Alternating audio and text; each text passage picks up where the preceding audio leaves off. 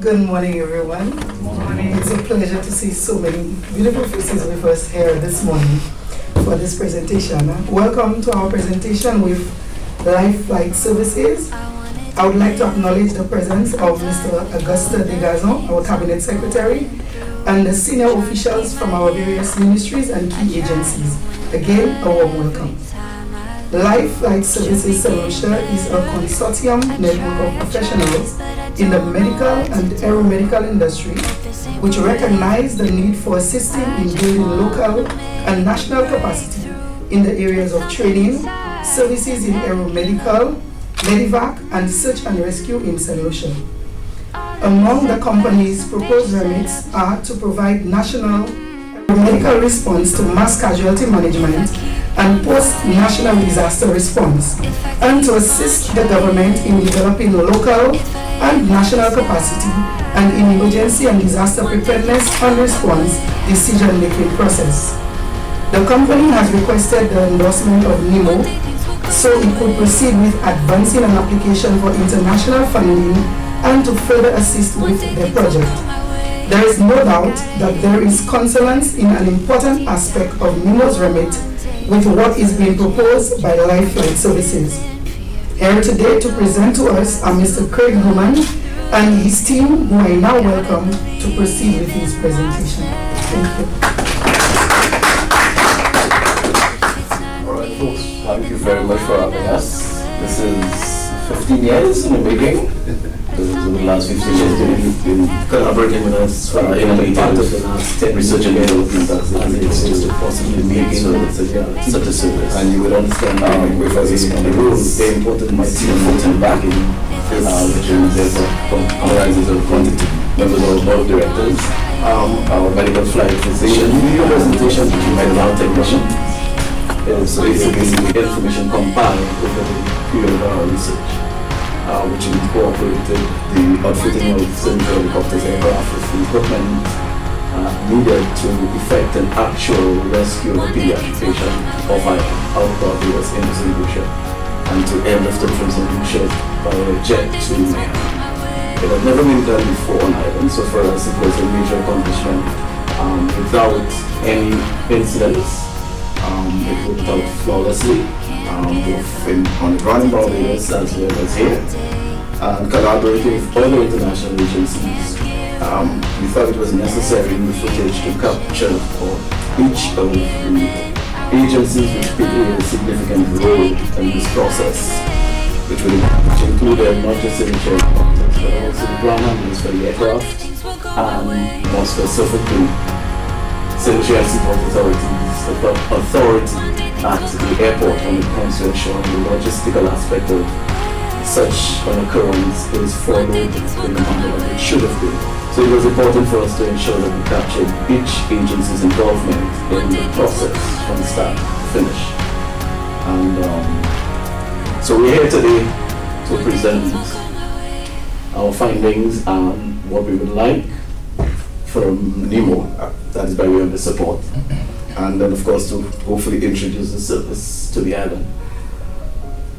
It wasn't planned for it to be presented at this time, but ironically it's 2 or 3 days away from the opening of hurricane season, so it was beneficial to emerge at this time when it comes to presenting it to NEMO as the disaster response agency.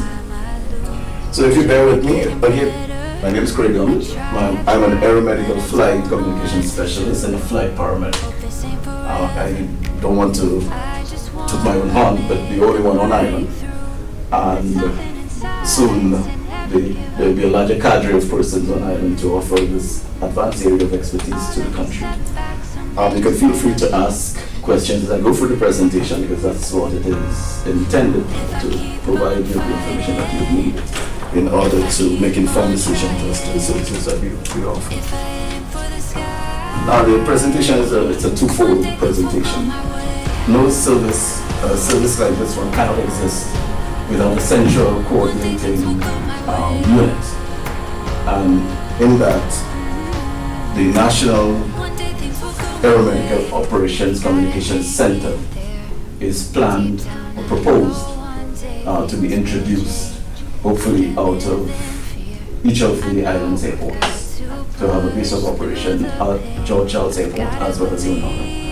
We have not engaged SASB in that discussion. We have sent the correspondence for the airport manager at George Charles Airport, which will hopefully be filtered to the director of airports and then to whoever else at SASB needs to get to. So the intention is to establish a communication center specifically geared towards aeromedical communications. Nothing other than that. We will not be involved in the handling of the aircrafts and so on, but specifically the aeromedical aspect.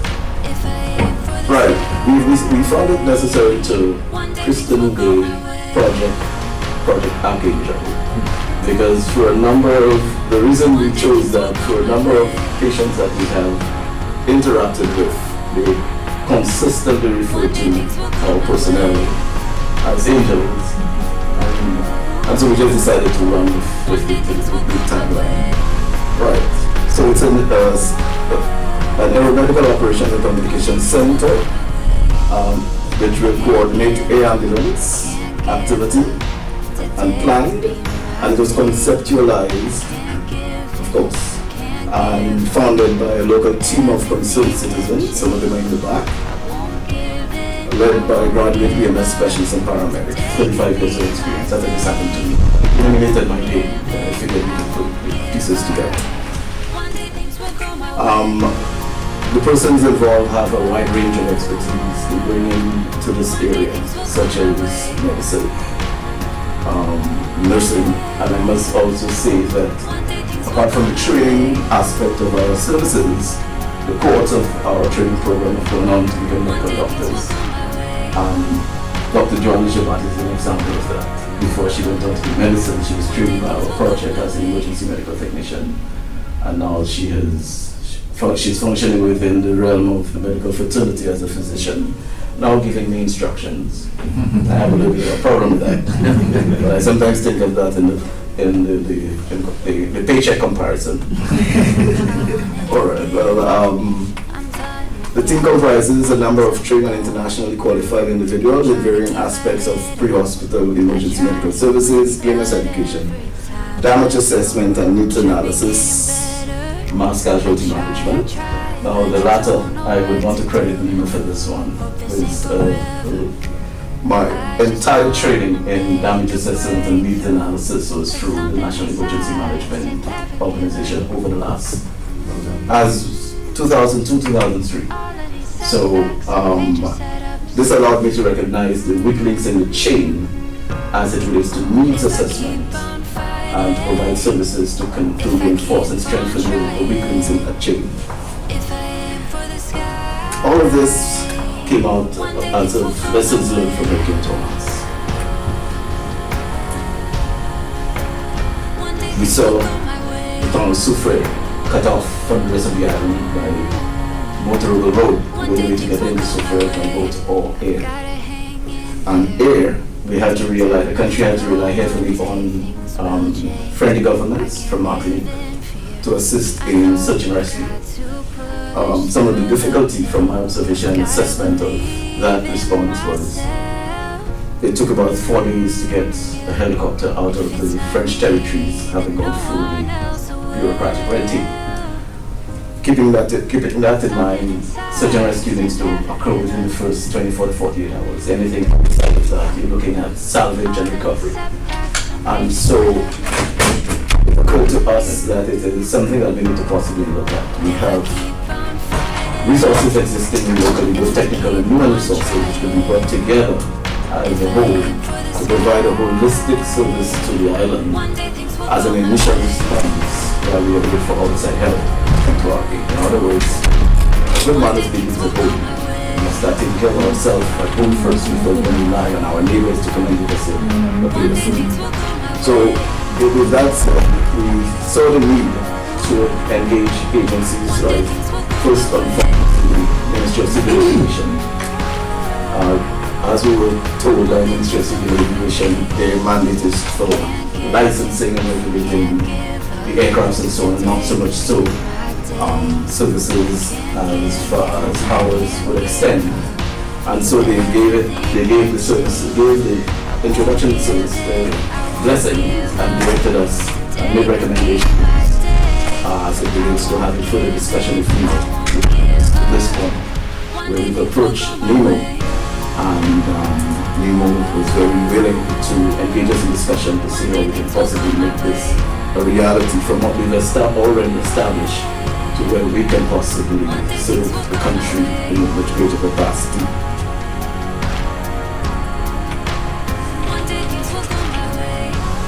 This is a milestone endeavor that has never been attempted before locally.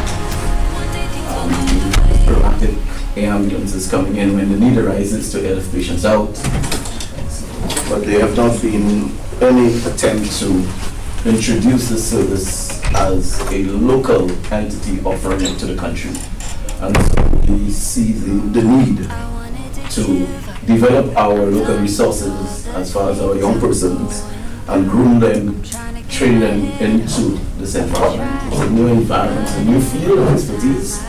And so we have started with a core group of persons who at some point, the vast majority will be leaving us to pursue advanced training and studies within the US. Augmenting the mass casualty management, developing national capacity. I chose to spend some time on this particular section because one, we're in NEMO's house, and two, this project has an extensive benefit to disaster response and emergency management. Something that might have been overlooked over the years from my vantage point and my involvement with NEMO.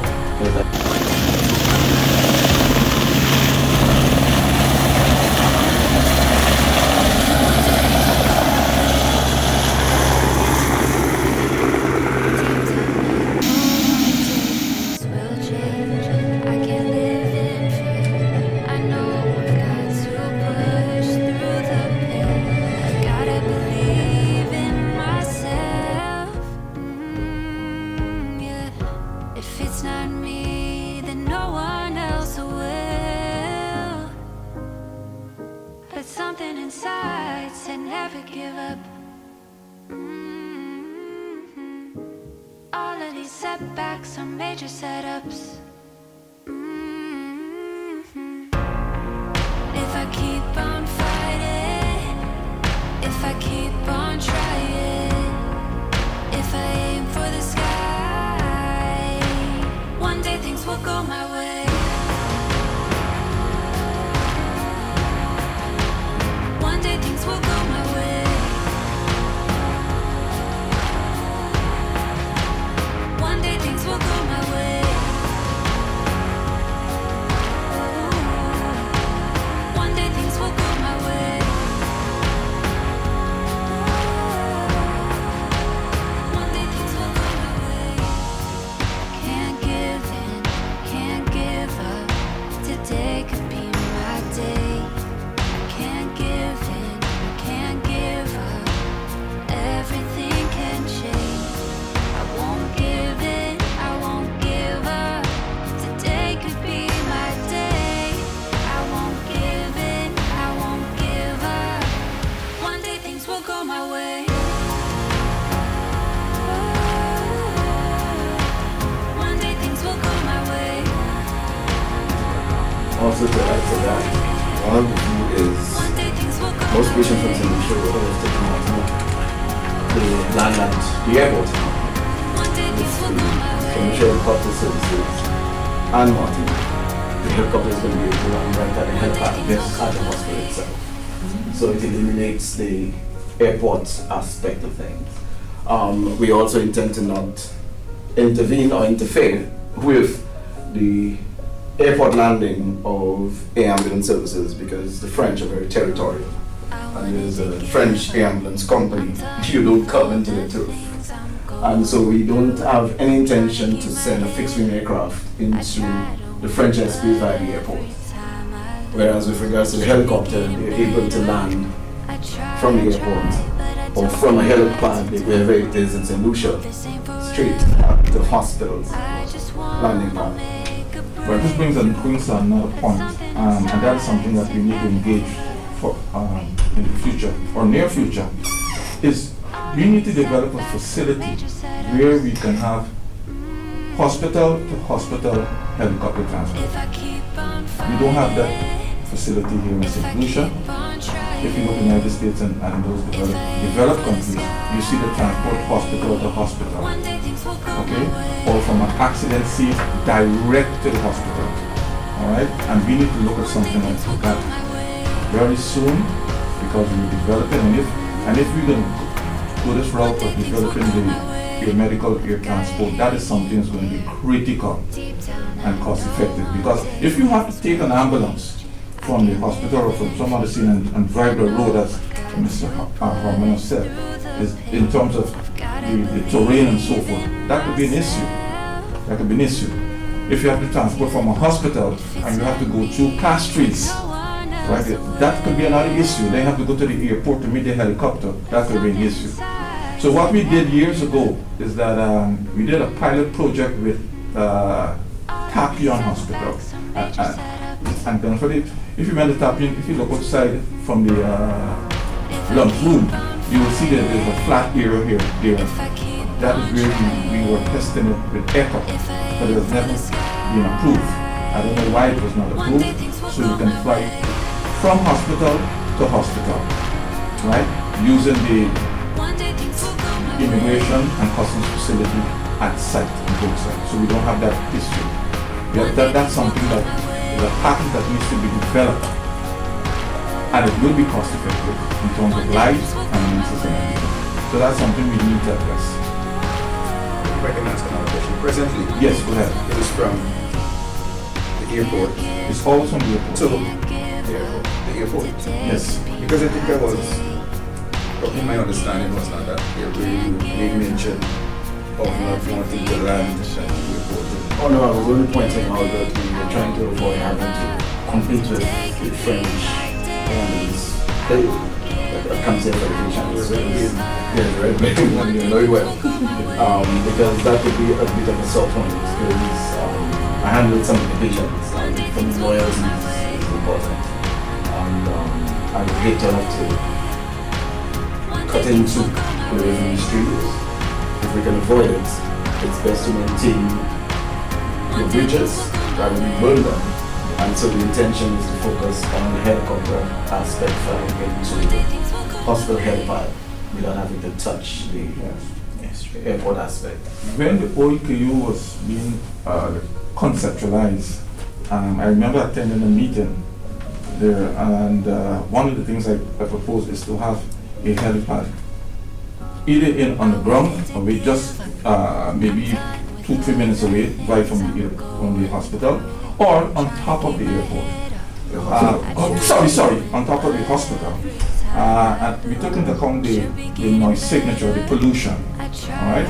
But detailed studies were not done. But we were initiating, St. Lucia Helicopter, I remember we initiated that plan or proposal. But that idea just freezed out. It was actually part of the technical working group, which comprised persons who work with the emergency room aspect. Actually, I was part of that same group. Yes. Where it was proposed for a helipad to be built as part of the facility. And I think this meeting here can solve the launching part to resuscitate that concept. We should look at something like that. You know, look at the feasibility study and see how we can get that, because that's going to save lives for sure. It shorten everything to save lives. You know, and I think we should just to add to that, we don't have to go very far. The hospital's disaster plan, and I say that more specifically, okay, even the dialysis department. When we've had discussions in the past as it relates to patients who have to be dialyzed every 3 to 4 days, or patients who are on end-stage dialysis. If for some reason a storm hits this country and the roads are impassable, and these persons need to get to dialysis, I remember the discussion came up at some point, how are they going to get these persons from an area where you may have an open playing field to dialysis at OKU? And one of the suggestions were then engage St. Lucia helicopters in a mechanism where you land on the nearest playing field to assist in transporting these persons to a helipad where you can get to dialysis. Otherwise, it will take days before you can get to them. and they may not be found, they may not survive it. So I remember some discussion coming out of a disaster committee discussion when it comes to the hospital. I don't know since what discussions have had, but for us, we believe that we have something to offer locally by the way of being nationals, by way of wanting to see our own our national capacity built to a point where it can become self-sustaining and is provided by our people for our people. That does not mean that we oppose visitors. Visitors are not benefit, but then we can begin to build our home from within before relying on resources from outside. Cost of helicopters anywhere in the way to save life, I use helicopters. There are numerous protocols. Having done a lot of training with Indian scientists, I know that is one of the issues. The only almost free reign we have in helicopters for them is when we go to Ireland, and we can compete in particular when we go to activities. That is a long discussion where the LZs are pre-approved because of all the issues we have very few areas that will afford an LZ being placed or an LZ being done by a small, like the fire officers who do it on a crew. 2 persons respond, sometimes with a fire truck. So it means a reshaping, whereas this is the conversation that started. It talks about reshaping what our emergency policemen do. It's not going to happen as quickly as we see right now. Just being blunt. No, I will agree with you because we do have an operational plan, and I took the opportunity to share the operational plan with the director for NEMO. I'm saying that is what number yeah, two. No, I got at that point with search and rescue aspect of it, having training about search and rescue. When it pertains to helicopters, just rescuing it's a different beast. I coordinated after talk aspect from the civilian helicopter. Lack of helicopter was suffering in the solution.